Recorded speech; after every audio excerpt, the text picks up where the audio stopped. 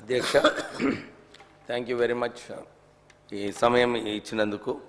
First 1 or 2 clarifications అధ్యక్ష. ఇప్పుడే అక్బరుద్దీన్ ఓవైసీ గారు మాట్లాడుతూ చాలా పెద్ద సింహగర్జన పెట్టుకున్నారు, మాలాల సింహగర్జన పరేడ్ గ్రౌండ్స్లో. మీరు కేటగరైజేషన్ వ్యతిరేకంగా పెట్టుకున్నారని చెప్పి వారు సభలో చెప్పడం జరిగింది.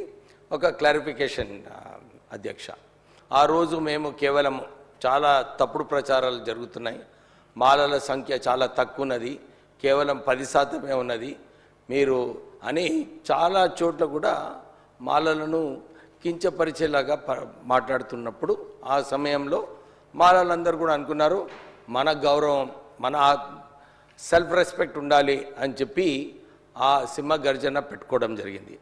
ఆ మీటింగ్లో మాట్లాడేటప్పుడు కూడా చాలాసార్లు క్లారిఫై చేసినప్పటికీ కూడా అందరూ వ్యతిరేకంగా మాట్లాడినారని చెప్పి తప్పుడు ప్రచారం చేశారు.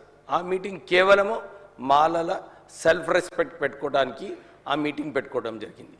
ఆ మీటింగ్లో కూడా ఒక రెజల్యూషన్ పాస్ చేసినాం.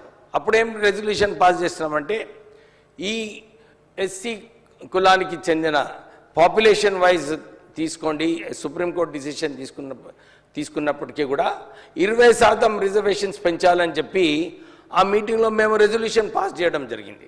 దాంతోపాటు ఇంకో విషయం రెజల్యూషన్ పాస్ చేస్తాం, మీరు కాస్ట్ సెన్సస్ చేసినప్పుడు ఈ నిర్ణయాలు తీసుకున్నప్పుడు మీరు ఏదైతే సెంట్రల్ గవర్నమెంట్ రాహుల్ గాంధీ గారు అన్నారో కాస్ట్ సెన్సస్ చేయాలి, దేశవ్యాప్తంగా కాస్ట్ సెన్సస్ చేయాలో, ఆ కాస్ట్ సెన్సస్ మీరు ఫ్రెష్గా కాస్ట్ సెన్సస్ చేసి నిర్ణయాలు తీసుకోమని చెప్పి ఆ రెజల్యూషన్ కూడా ఆ రోజు పాస్ చేయడం జరిగింది. ఇప్పుడు కూడా మేము ఇదే చెప్తున్నాం.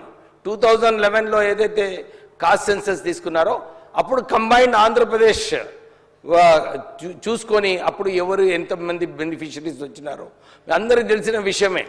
ఆంధ్రాలో అప్పుడు బ్రిటిష్ రాజ్యంలో వాళ్ళందరూ మంచిగా చదువుకున్నారు, చాలామందికి ఆ రిజర్వేషన్స్లో ఎక్కువ పోస్ట్స్, ఎక్కువ బెనిఫిషరీస్ అందరు కూడా అప్పుడు ఆంధ్ర నుంచి ఉండేవారు ఉన్నారు. తెలంగాణ వచ్చిన తర్వాత మేము అప్పుడు ఉద్యమం చేసేటప్పుడు కూడా చాలామంది మా సోదరులు అప్పుడు మందా జగన్నాథం గారు, సర్వే సత్యనారాయణ గారు వీళ్ళందరూ కూడా చర్చించుకున్నప్పుడు అప్పుడు ఈ చర్చ కూడా జరిగింది అధ్యక్ష.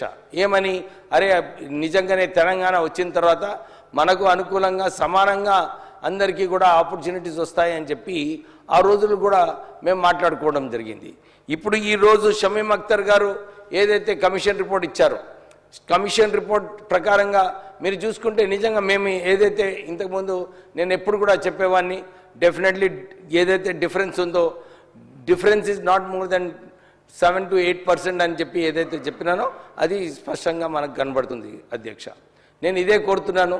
అందరు కూడా మాట్లాడినారు, రేవంత్ రెడ్డి గారు మంచిగా ఈ రెజల్యూషన్ ఈ స్టేట్మెంట్ ఇచ్చారు. దాంతోపాటు అందరు కూడా సభ్యులు ఈరోజు మాట్లాడుకునేవారు రిజర్వేషన్స్ కూడా ఎక్కువ పెంచితే అందరు కూడా నిజంగానే రేవంత్ రెడ్డి గారికి మంచిగా మెచ్చుకుంటారు. ఎందుకంటే Congress party already resolution pass చేసింది మన చేవెళ్లలో 18% చేయాలని చెప్పి. ఇప్పుడు ఈరోజు బీసీ కులగలన కూడా స్పష్టంగా ఎస్సీస్ సంఖ్య 17.4% అని చెప్పి ఆల్రెడీ తేలడం జరిగింది. ఈ రిజర్వేషన్స్ కూడా దీంతో పాటు పెంచితే చాలా బాగుంటుందని చెప్పి నేను మీ ద్వారా కోరుతున్నాను అధ్యక్ష. ఓన్లీ 3-4 minutes అధ్యక్ష. ఈ స్టేట్మెంట్లో ఏదైతే డిస్ట్రిబ్యూట్ చేశారో ముఖ్యమంత్రి గారు, దాంట్లో 2-3 అంశాలు కూడా మెన్షన్ చేశారు. హర్యానా, పంజాబ్, తమిళనాడు ఈ 3 రాష్ట్రాలలో కూడా మా టీం వెళ్ళి అక్కడ సిచ్యువేషన్ ఏముంది కనుక్కొని రావడం జరిగింది. ఆ 3 రాష్ట్రాలలో కూడా అధ్యక్ష పర్సంటేజ్ ఆఫ్ రిజర్వేషన్స్ పెంచడం జరిగింది. పంజాబ్లో 20% కన్నా ఎక్కువ పెంచారు, హర్యానాలో 20% పెంచి ఈ కేటగరైజేషన్ చేశారు. అలాగే తమిళనాడులో కూడా 3% పెంచి కేటగరైజేషన్ చేయడం జరిగింది. సో ఇది కూడా మీరు ఈ దృష్టిలో పెట్టుకుంటే డెఫినెట్లీ మనము రిజర్వేషన్స్ 20% వరకు పెంచే అవకాశం ఉంది. ఇది కూడా ఆలోచించాలని చెప్పి నేను మీ అందరికీ కూడా మనం కోరుతున్నాం. ఒక విషయం ఉంది అధ్యక్ష, అందరూ సుప్రీంకోర్టు డిసిషన్ గురించి మాట్లాడుతూ ఉన్నారు, హోమోజీనియస్, హెటరోజీనియస్. బాబాసాహెబ్ అంబేద్కర్ గారు ఆ రోజుల్లోనే చెప్పారు, ఈ ఆర్టికల్ 341 ఒక హోమోజీనియస్, హెట్రోజినస్ కాదు. డివైడ్ అండ్ రూల్ ఏదైతే బ్రిటిష్ రాజ్యం ఆ రోజులలో చేసిందో ఎస్సీస్లో కూడా ఈ డివైడ్ అండ్ రూల్ ఉంటుందని చెప్పి బాబాసాహెబ్ అంబేద్కర్ గారు దీన్ని హోమోజినస్గా పెట్టడం జరిగింది. నేను చాలాసార్లు బయట కూడా మాట్లాడాను. చీఫ్ జస్టిస్ చంద్రచూడ్ గారు ఈ జడ్జిమెంట్ ఇచ్చినప్పుడు మీరందరూ కూడా కోరేగాం ఇన్సిడెంట్ గురించి మీ అందరు తెలిసిన విషయమే.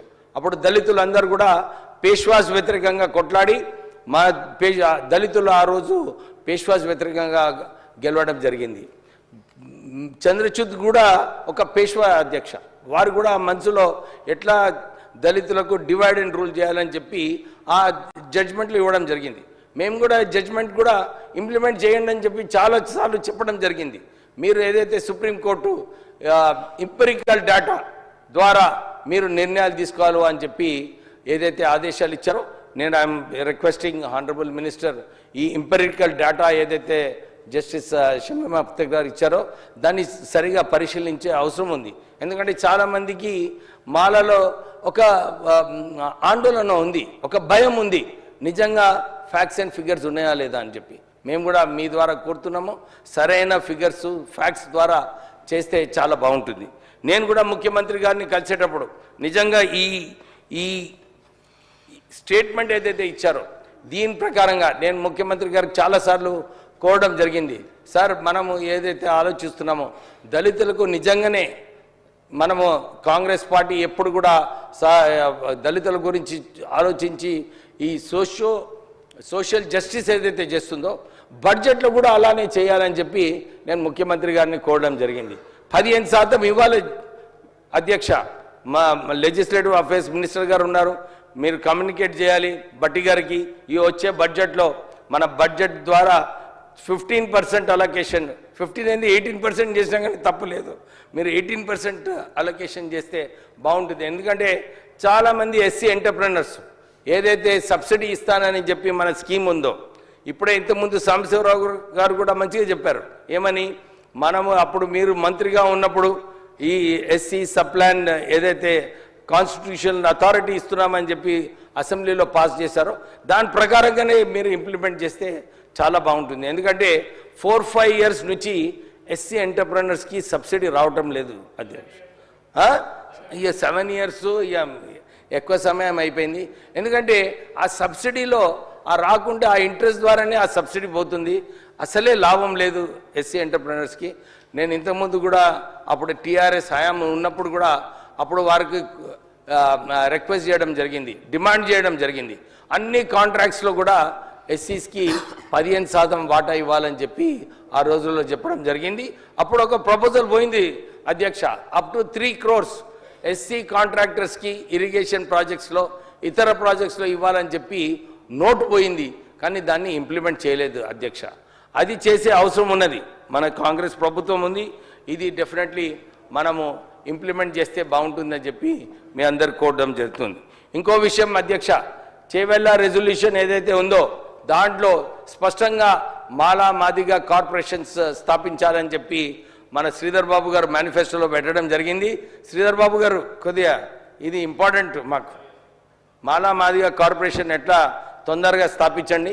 ఎందుకంటే ముఖ్యమంత్రి గారు మొన్న ఎలక్షన్లో కూడా ప్రామిస్ చేశారు, నేత కాని కార్పొరేషన్ కూడా నేను స్థాపిస్తామని చెప్పి.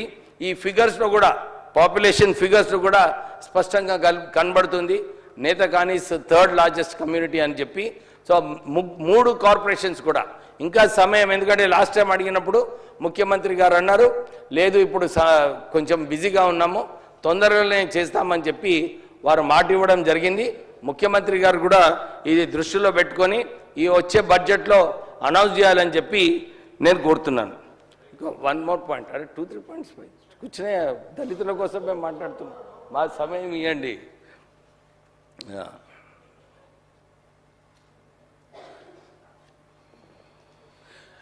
మన కార్పొరేషన్స్ అధ్యక్ష శ్రీధర్ బాబు గారు, కార్పొరేషన్స్లో చైర్మన్షిప్స్ డైరెక్టర్షిప్స్లో కూడా మాకు 18% వాటా ఇవ్వాలని చెప్పి కోరుతున్నాం. ఎందుకంటే మొన్న ఇంజస్టిస్ అయింది, మీరు దాంట్లో ఈసారి సరిదిద్దాలని చెప్పి మీకు కోరడం జరుగుతుంది.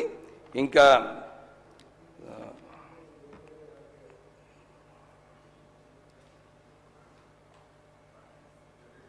సో ఫైనల్ పాయింట్ అధ్యక్ష, దాని ఎంపెరికల్ డేటా ఏదైతే ఉందో అది కొద్దిగా ఓపెన్గా అనౌన్స్ చేస్తే, మాకు కూడా రిపోర్ట్ ఇస్తే చాలామందికి ఏదైతే భయం ఉందో దాన్ని క్లారిఫికేషన్ చేసేది ఉంది. డెఫినెట్లీ మళ్ళీ రిజర్వేషన్స్ 18% చేయాలని చెప్పి మళ్ళీ ఒకసారి కోరుతూ ముగిస్తున్నాను. Thank you very much. గౌరవ సభ్యులందరి రిక్వెస్టు, సమయపాలన పాటించాలి. చాలామంది సభ్యులుగా మాట్లాడారు, already 8:30 time. So Vemula Veeresham గారు 5 నిమిషాల కంటే ఎవరు దాటవద్దు దయచేసి. బెల్లు కొట్టేస్తాను. కొంచెం సమయం కావాలి అధ్యక్ష.